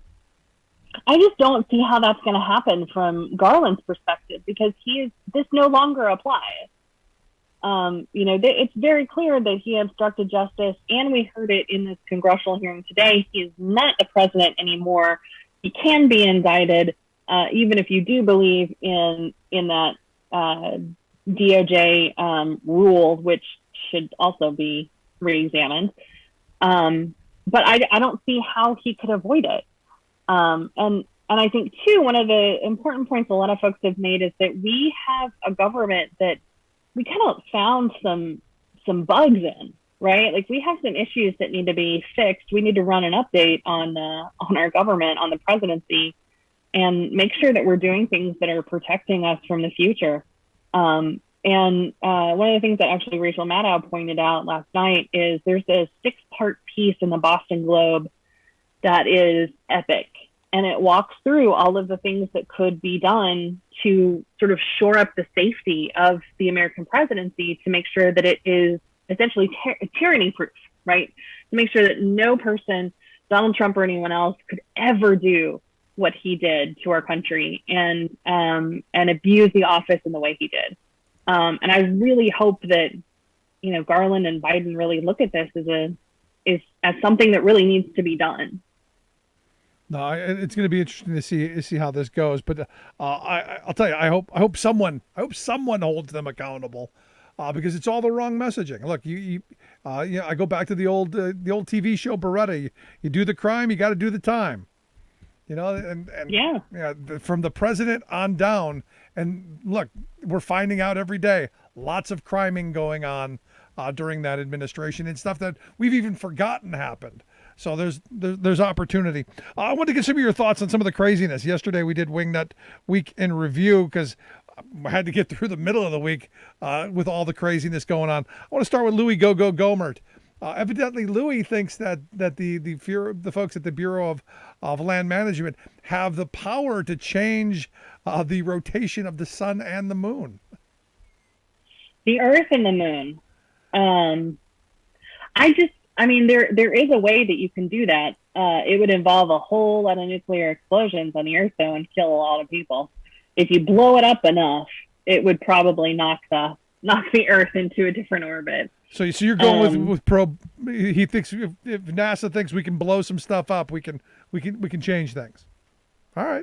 Yeah, we're all dead though, and we've destroyed the planet at that point. So, the idea it reminds me a lot about Donald Trump asking if he could nuke a hurricane. Right. It's the same kind of thing where Louis Gohmert is looking through these absurd ideas to fix problems so that he doesn't have to drive an electric car, so that he can still have coal that nobody wants to use because it's too expensive, or use Aquanet or whatever it is that he does. He's bald. And I know, right? I could totally see him still using Aquanet just to get that perfect shine, Maybe that's how they get the spoons to stick to their head. Right? That's the other thing, right? Did you notice how that woman couldn't get the key to stick to her forehead? Yeah, that's the other place I wanted to go. I wanted to go to the woman the 10-penny woman who thinks that we're all now going to be magnets because of the vaccine and the 5G technology. I'm amused by it that you would take these things and put them together. It reminds me, of the people who used to complain that they lived under the power lines.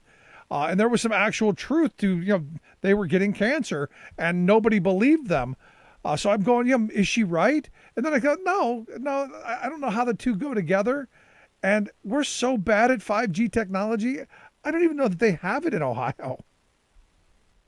Well, too, I feel like if we were magnetic, that would be the best thing ever because I would never lose my keys again. Well, but if you walk by the knife drawer, you could probably get stabbed to death. That'd be bad. True. You could also end up jacking a whole bunch of laptops from the Apple store inadvertently. That's one thing. If people just get in their cars after they've got the vaccine and their cars don't stick to them, then you're not magnetic. There you go. You know what was scary to me though is she's an actual doctor who has actual patients. That's kind of freaky. It's kind of frightening. Because look, I've got a doctor I really like. I trust him. When the vaccine or when the pandemic was first coming around, I went to him. It was like February, and I said, "Hey, what do you think?" He goes, "Well, wear the mask, socially distance, and wash your hands. That's what we do. That's the playbook. That's what you're going to have to do. That's the future. And then when the vaccine comes, get the vaccine, and then still stay the hell away from each other for a while. Let it take." He said, "Look, 6 months after they say it's okay to take the mask off, there's going to be at least one guy still wearing a mask." He said, "Me," and I said, "That's good advice. I think I'll follow that." There you go. I mean, I think with this woman, it makes me think a lot about Lynn Wood. There's still a competency thing for people who are on the medical, who've been given a medical license. And I think that woman somebody needs to file a complaint against that woman, because that's really scary. It makes me think a lot of the people at the hospital that won't get the vaccine. It's like, you work in science. Like, you should know better. No. How is it that I, as somebody who's just a complete, idiot who barely made it through college physics, right? How is it that I get this better than you do, that I have more information than you do? Because you don't watch YouTube videos with your mouth open. Right, that's true. I don't do that. Because evidently this woman, she's done 10,000 hours of research. 10,000 hours. YouTube? On YouTube? Well, I don't know where she did it. I don't know what she was doing for 10,000 hours. But is there 10,000 hours worth of research to be had? No, there's not. There's definitely some. One of the things that they do talk about is it is not a vaccine that has just come out of nowhere that we've come up with in the last year. The base of the SARS virus, they've been trying to work on a vaccine for SARS, broadly for the last 5 years. Right. So they kind of used that same baseline of vaccine crafting. I don't know, what do you call that? To start their research on. So they really had a lot of stuff already going to figure it out. So this is not something that sort of happened overnight.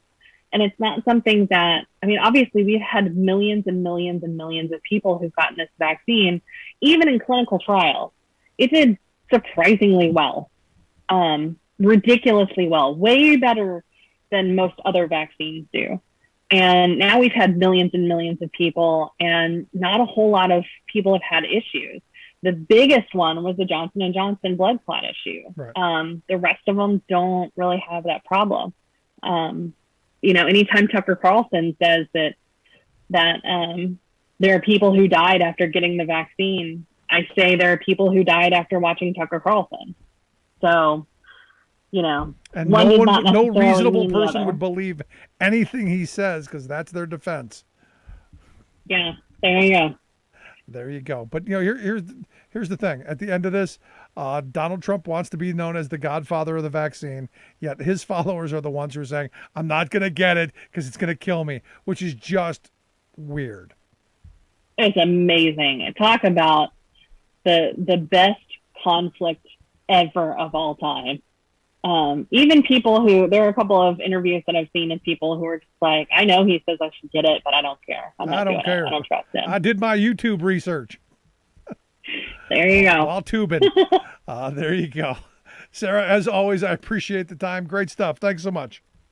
Thank you so much. Have a good night and a good weekend. You as well. Our good friend Sarah Burris. Make sure you check out the work she does over at RawStory, rawstory.com, the website. Quick break. Right back after this. Stick around. You're listening to The Rick Smith Show.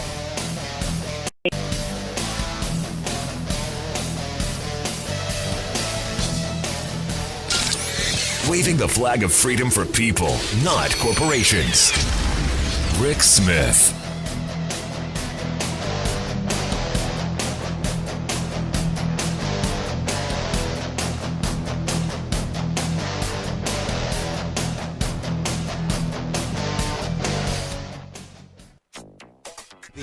Keystone XL crude oil pipeline is done. It's canceled. Finally, a hard-won victory for tribes and environmentalists as massive controversial tar sands pipeline is finally dead.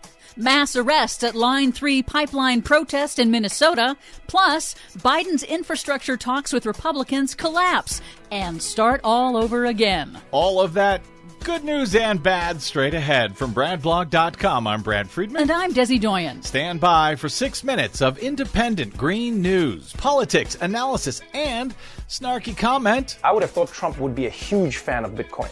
It's a way to both hide dirty money and destroy the environment at the same time. What's not to like? Sounds about right.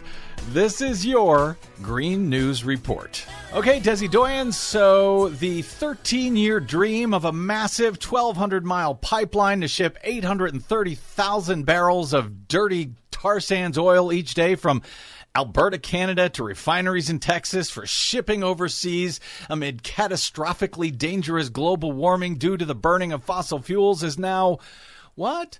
Officially canceled? Oh my, yes it is. The on-again, off-again, zombie-like Keystone XL pipeline has been officially nixed by its own Canadian developer, TC Energy, after the Biden administration declined to renew its cross-border permit. Are you sure it's dead? Is it really dead this time? Because I've heard time and time again this thing is dead, and then it comes back to life like Freddy Krueger. Yes, it appears to be really dead. It had originally been canceled by President Obama, then revived by President Trump. This marks a big victory for environmental groups, tribes, and landowners across the route who fought for more than 13 years to stop the project, arguing that the dirty tar sands oil it would carry posed an unacceptable risk to drinking water supplies and the environment and would worsen the climate crisis. TC Energy, formerly TransCanada, said that it would coordinate with regulators, stakeholders, and indigenous groups to ensure a safe exit from the project. And if there's anything I associate with TC Energy, it's safety. Meanwhile, in Minnesota this week, police arrested hundreds of protesters blocking construction on the controversial Line 3 pipeline, owned and operated by spill-plagued pipeline company Enbridge. Like the Keystone XL, Line 3 would transport heavy tar sands oil from Canada into the U.S. Native American tribes and environmental groups argue the pipeline isn't needed. It threatens hundreds of miles of the state's delicate watersheds and drinking supplies, violates tribal sovereignty, and contributes to man-made global warming. In operation, Line 3 pipeline's annual emissions are projected to be equal to 45 coal-fired power plants. In Washington, President Joe Biden has ended lengthy negotiations with West Virginia Senator Shelley Moore Capito over his infrastructure jobs proposal after Republicans refused to budge substantially on its scope and funding mechanisms. Biden now turns to negotiating with a different group of both Democrats and Republicans. But as Brad has noted in a recent broadcast, Republican Senator Roy Blunt kind of gave away the game on Meet the Press, letting slip that Republicans have no intention of voting for any Biden infrastructure jobs package because they're planning to run against it in the crucial 2022 midterm elections. The Biden agenda is an agenda that Republicans are going to be talking about, defining themselves based on our differences on things like what is infrastructure. Yes, of course. If they're going to be running on what is infrastructure in 2022, I kind of doubt they're going to pass an infrastructure bill in 2021. As we go to air, President Biden is on the first foreign trip of his presidency, joining the G7 summit of the world's 7 largest economies. Last month, those G7 countries, the UK, US, Canada, Italy, France, Germany, and Japan, all committed to ending financing of new coal power plants around the world, part of their pledge to cut greenhouse gas emissions that cause dangerous man-made climate change. However, a new analysis finds that in the last year, those same G7 countries committed $50 billion more to new fossil fuel projects than to clean energy projects, spending just $150 billion on clean energy versus nearly $200 billion to finance oil, coal, and gas development. Not good. But some good news. The Biden administration has begun the legal process to repeal a Trump-era rule that ended federal protections for hundreds of thousands of small streams, wetlands, and waterways that provide drinking water for millions of Americans. The Trump rollback would have opened up the waterways to pollution from development, industry, and agriculture. And finally, Maine has become the first state legislature in the United States to pass a fossil fuel divestment bill, directing its $17 billion pension fund and state treasury to divest from coal, oil, and gas investments. It is a major victory for climate justice groups. We'll take all of the victories we can get, especially the end of the Keystone XL pipeline. Indeed. For much more on all of these stories and the ones we couldn't get to today, check out our website at greennews.bradblog.com. I'm Brad Friedman. And I'm Desi Doyen. And this has been your Green News Report.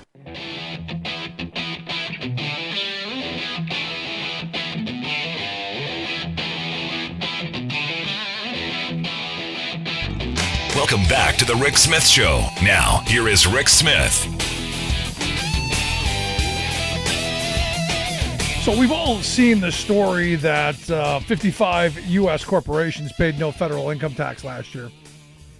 Paid no federal taxes. 55 of them, nothing. In fact, some of them we actually paid. I mean, that's the great thing. I mean, you got these companies that are wildly profitable. They've figured out how to use the tax code exactly how it was designed. This is not a failure. And, because, when I talk about this stuff, it sounds like, oh, they've done something wrong. They've broken the law. When Bezos, is able to hire these tax avoidance lawyers, they spend all of their lives figuring out how to manipulate the tax code to be able to get every single deduction. In fact, I've said it about Trump's tax returns. I said, one, I think the reason he doesn't want them to be seen is you're going to find out that he's not as rich as he says he is. And two, you're going to find out that his people were extraordinarily aggressive in going after every last dime that they could squeeze out of Uncle Sam and doing the shady things that Michael Cohen has said he's done. When it's in his benefit, he overinflates the value of his holdings. When it's in his benefit, he undervalues it, depending on which crowd you're talking to. If you got to pay taxes on it, really, well, we're poor. We don't have a dime. And when you're borrowing money from a Deutsche Bank, that's way up here. When you're borrowing money from the Russian oligarchs, it's way, way up here. When it's in his interest.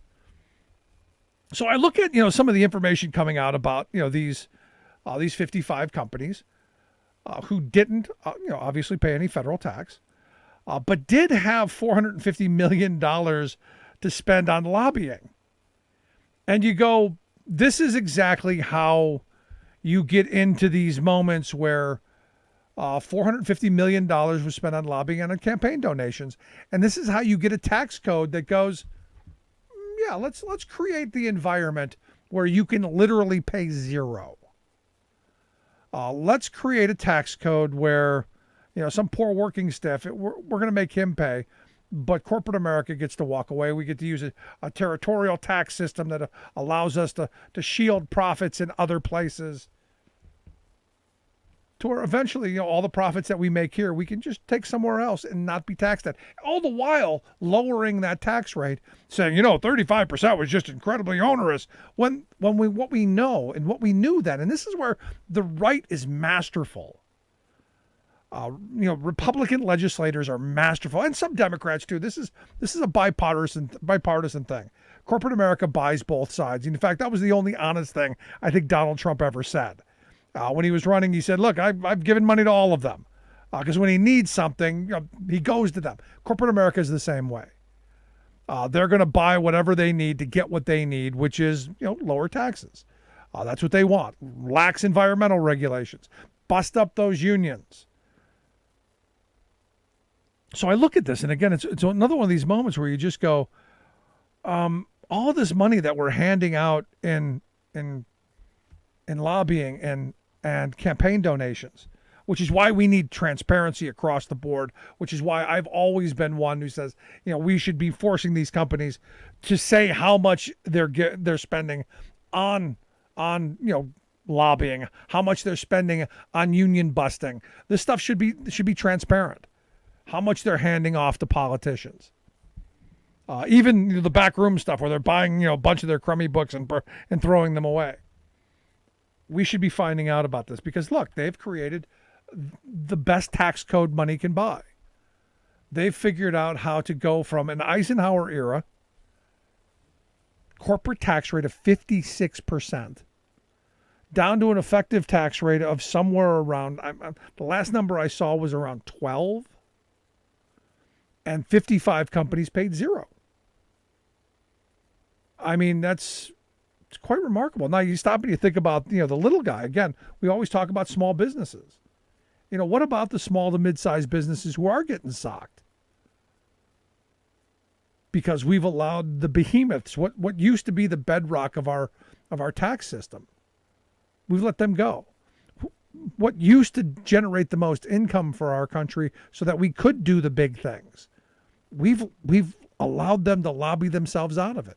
We don't tax corporations at anywhere near the rate we did. We don't tax the wealthy at really anywhere near the way we did, and we wonder why. We have trillions of dollars in debt. It's crazy. And you go through the fact that we just went through a pandemic, and we're still going through it, and our billionaire class got even wildly wealthier. And did we tax them on any of that? No. And what we're now finding out, and this again is another one of those kind of predictable but angering on another hand, they're saying about half of the unemployment benefits that went out were stolen. You had thieves who had figured out how they're going to manipulate the system, and I don't know where I live here. There have been a couple of stories day after day after day of the IRS going back and saying, well, you know what, this company cheated the PPP program. This company cheated, and look, they're going to come, and I hope they catch every one of these cheats. Now the problem is some of the people who stole the unemployment. They're in China, they're in Russia, and of course the Nigerian prince. I'm sure he got his pennies. At the higher end, they're saying 70% of that money was stolen, was from out of the country. Now, I blame the states for this. I blame the states that had really poor systems. To where this again is where you go. This is where when we do everything over the phone or digitally, and we have no checks in place, and we don't have the resources to hire people to do more, and we've gone down to bare bones employment at the state level.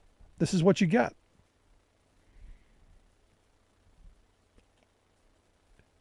Now what you have is you have Republican governors across the country saying, well, even the money that wasn't stolen, we're going to pull back so that workers don't get it. And what we're finding is the states that are doing this and have begun to do it, you're starting to see some economic slowing. And I'm going to be interested to see in a couple of months when they've finally implemented their plans across all the states that have done it, just how bad it is for them. And then how much we have to bail them out. This is my frustration. My frustration is you've got these red states who don't pay the same tax rates. They're actually takers, and they're taking more federal dollars than they're putting in. When they run themselves adrift, then we've got to go and got to bail them out. Think Kansas. They went and they slashed and burned their tax base, and then we have to figure out because we can't fund our schools, we can't fund our roads. This is the problem with having this corporate tax fetish, this allegiance to the very wealthy, the pledges of we're never going to raise taxes ever, ever, ever for any reason. And I've said this before. Look, I'm a tax and spend liberal. I'll be open and honest about it. I believe we need things collectively as a country. We need to get things done. We need roads paved. We need bridges done. We need kids to have education. We need a healthcare system for especially during pandemic times. There's a lot of things that we need. There are a lot of things that we need that individually we can never do. Collectively, we have to do this. And I know that sounds like socialism. It kind of is. It's part of being in the community. It's taxes are your dues to be part of the community. My problem is for so long we've been around spend and borrow conservatives who want to spend on things like tax cuts for the very wealthy and don't want to pay for them. It's interesting with this infrastructure debate. They want the infrastructure, they claim. It's got to be paid for, though, because we need a balanced budget now that we've got a Democratic president.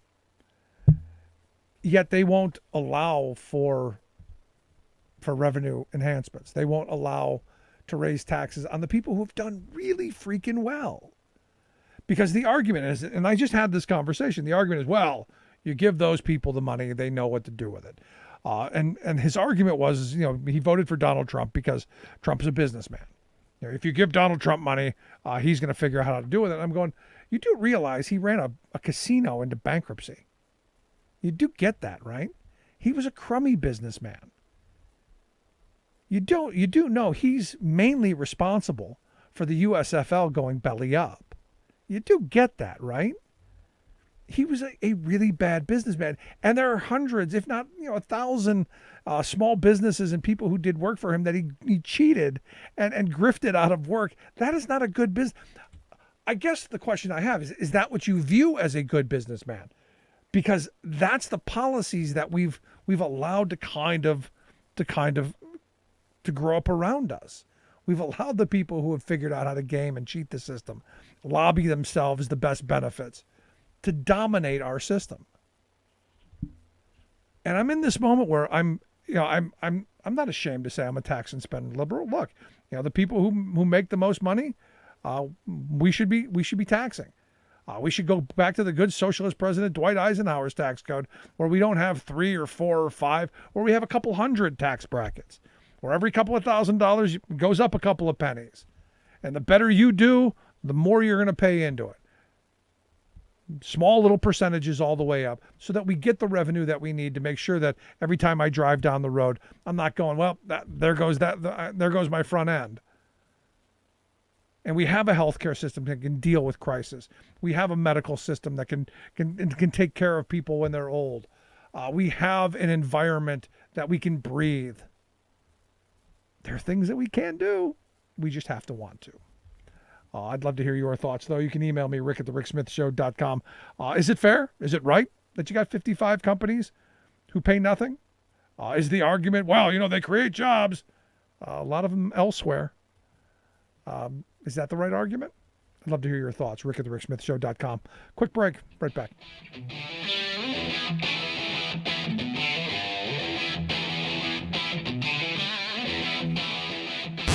Saving work in America, one show at a time. The Rick Smith Show.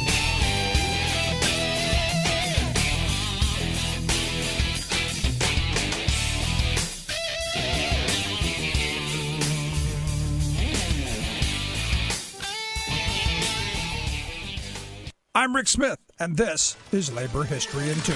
On this day in labor history, the year was 1946. That was the day that the U.S. Supreme Court handed down a decision that would have massive implications for American workers. The case was known as Anderson v. Mount Clemens Pottery. The pottery company was operated on a large 8-acre property in Mount Clemens, Michigan.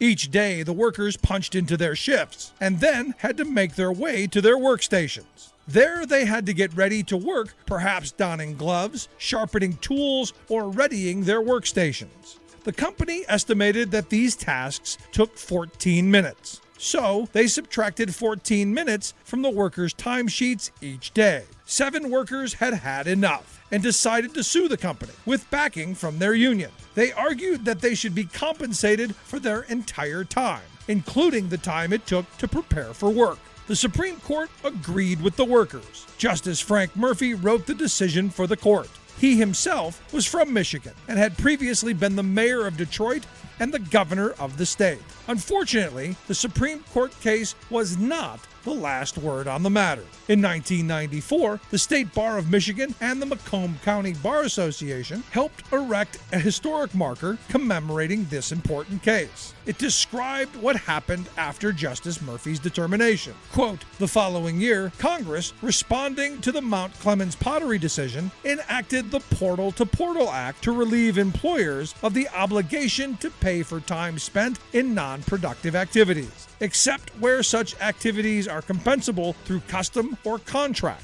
notably through collective bargaining. In other words, Congress passed a law undermining the court's protection of workers. Labor History in 2 brought to you by the Illinois Labor History Society and The Rick Smith Show.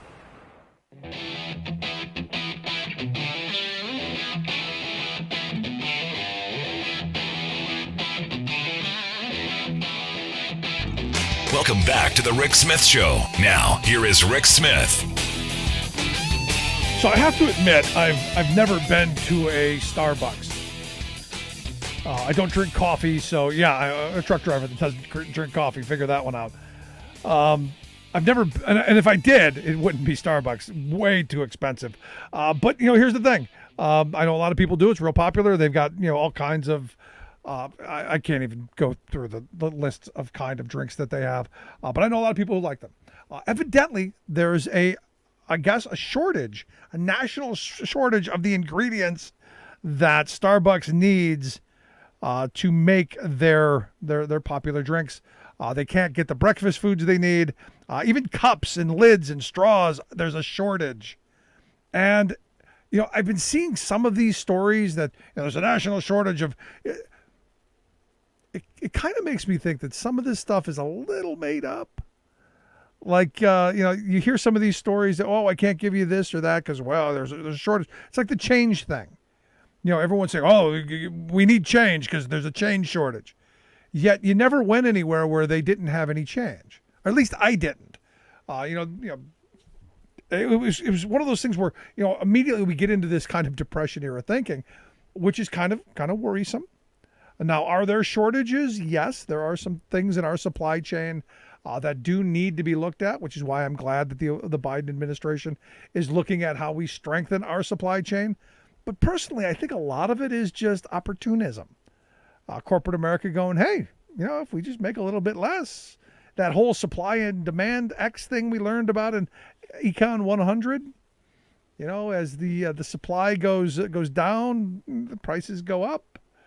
Kind of something the bullet manufacturers, the ammunition people realized during the Obama years. We can claim that there's Obama's coming for your guns and the bullets too, and just make sure that there aren't quite enough so people are willing to pay the premium price for it. Yeah, good business, good American capitalist business principles. I think there's a big part of that. And if you've bought some of the building and construction materials. They're saying, it's because, tariffs, it's because of all the pandemic.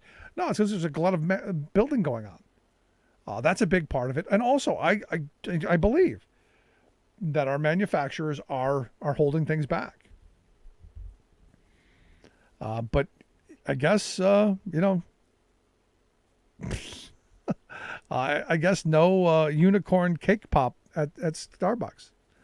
I guess they can't get the caramel, which evidently there's a national shortage, according to some of the folks who have commented on it. There is a national shortage of caramel.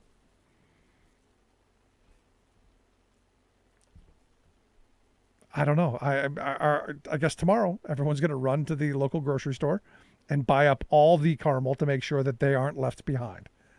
We will have another TP moment where people have a life supply of caramel in the cabinet. But thank goodness I have it. Never needed it before, but thank goodness I have the caramel. And I guess it's one of those things that just makes you go, I worry about us. I worry about us as a people when we believe some of the weirdest things. I worry about us at a time when we should be pulling together and marching in the same direction, that you still have people who are trying to tear us apart and divide us. And especially on things that, were never all that divisive in the past. And I know we're not allowed to get along anymore. We're not allowed to talk to each other. I personally enjoy talking with people who disagree with me. I want to know where folks are coming from, because only then can we understand. I would love nothing more, and I'm attempting to reach out to find Dr. Tenpenny to get her on the show, because I got to know what it is that led her to think that you can get the vaccine, and because part of it is Bill Gates put the RFID chip in it, and the 5G magnetized. That's part of it, but I got to hear her say it. Because we've had really smart people on this program. A lot of doctors have come on and talked about, hey, this is why we need to be vaccinated. These are the risks, because there are risks with everything. There's risks with drinking water or breathing air. What are the real risks? And then what are the imaginary risks? Because my problem is there are real risks to things. And if we're spending all of our time worried about being stabbed by a flying knife because we're magnetized, and we're not talking about the potential of something else, we're missing an opportunity. But just in case, if you have been vaccinated and you have walked under the 5G stream, and you feel you may be magnetized, stay away from the knife drawer. Just my thoughts. I'm kidding. Anyway, if you missed any of today's program, thericksmithshow.com. That's where you go to get the podcast. The Rick Smith Show app on the smartphone. Take the program on the go wherever you go. And as always, you can email me, rick@thericksmithshow.com. Thanks so much for being here. We'll see you back here next time.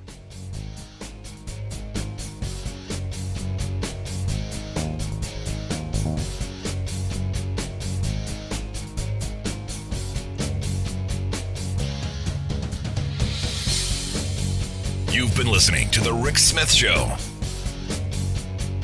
Email Rick at rick@thericksmithshow.com. Until next time, this has been The Rick Smith Show, where working people come to talk.